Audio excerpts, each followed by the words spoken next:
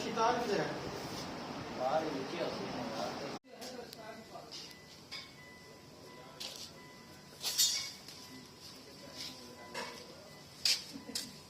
مني واحد اكسل يجي اويل برا